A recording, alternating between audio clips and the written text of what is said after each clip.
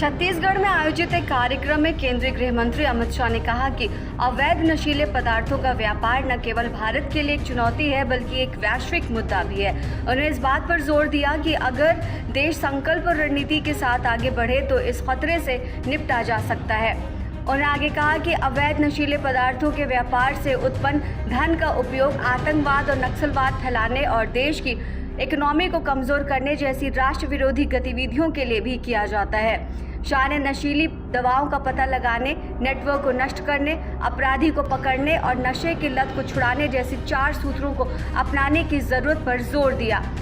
प्रधानमंत्री नरेंद्र मोदी ने 2047 में जब देश की आज़ादी के 100 साल पूरे हो जाएंगे तब देश को नशा मुक्त बनाने का संकल्प लिया है और धीरे धीरे ये संकल्प 130 करोड़ आबादी का संकल्प बन गया है।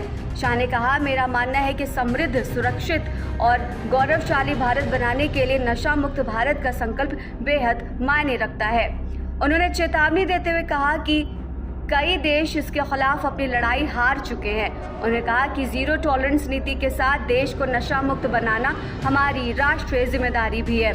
शाह ने आगे कहा कि छत्तीसगढ़ में सेडेटिव्स के उपयोग का प्रतिशत 1.45 है, जो कि राष्ट्रीय औसत से ज्यादा है।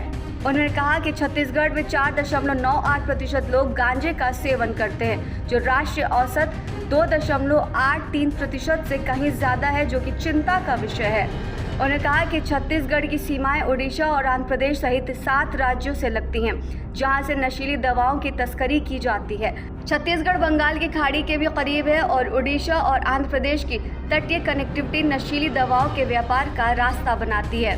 गृह मंत्री ने कहा कि ड्रग तस्कर चलन बदल रहे हैं और प्राकृतिक दवाओं से सिंथेटिक दवाओं की ओर बढ़ रहे हैं, जो सबसे ज़्यादा नुकसान पहुंचाती है।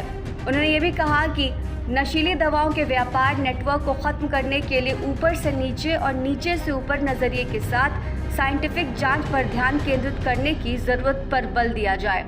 अगर किसी छोटी दुकान में ड्रग्स का पैकेट मिलता है तो हमें जांच करनी होगी कि ये कहां से आया और इसका निर्माण कहां हुआ। इस पूरे सिस्टम को खत्म करने के लिए हमें वैज्ञानिक तरीके से जाँच की जरूरत है। केंद्रीय मंत्री ने यह भी कहा कि जो नशीली दवाओं का सेवन करता है वो सिस्टम का शिकार है और जो नशीली दवाओं का व्यापार करता है वो एक अपराधी है। उन्होंने कहा कि इसे ध्यान में रखते हुए हमें नशीले पदार्थों के खिलाफ लड़ना होगा। अमित शाह ने कहा कि जोनल कार्यालय न केवल छत्तीसगढ़ बल्कि पूरे क्षेत्र में अवैध नशीली दवाओं के कारोबार पर रोक लगाने में अहम भूमिका निभाएगा।